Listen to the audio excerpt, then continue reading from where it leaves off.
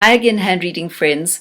In today's little tutorial, I'm going to be talking about the angle of dexterity, which is very well known actually in the whole palmistic and chirological world and is a very reliable indicator, and I'll be sharing in a moment what that's all about. My name's Jennifer. I'm based in Johannesburg. I've been reading hands for many, many years. If you have any questions or inquiries about palmistry or chirology, and all the various aspects of how hand reading works, please contact me. I'd be delighted to hear from you. What exactly is an angle of dexterity? I can show you my own. I have a particularly large angle. It's a jutting out metacarpophalangeal joint. That is the anatomical name of this particular bone of the hand. And it really does give a sort of a rather squared off masculine look to the hands. Here's a picture too of Michael Douglas's thumbs. He's quite well known in the palmistic circles for his angles of dexterity.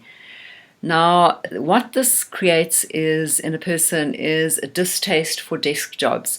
People like myself and those of you who have this particular feature we like to use our hands. For example, I was a massage therapist for over 30 years.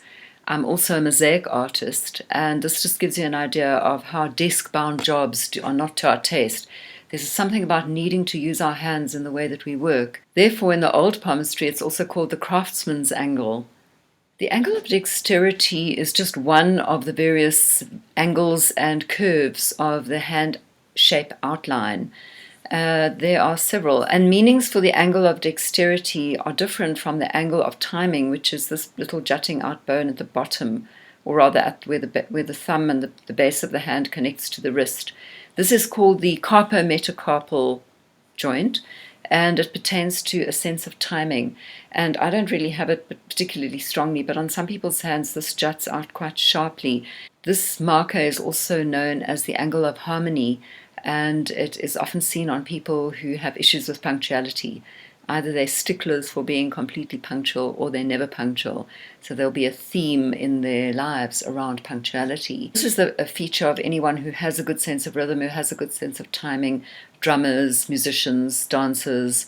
Any activity that requires a good rhythm is aspected by this lower jutting out angle here.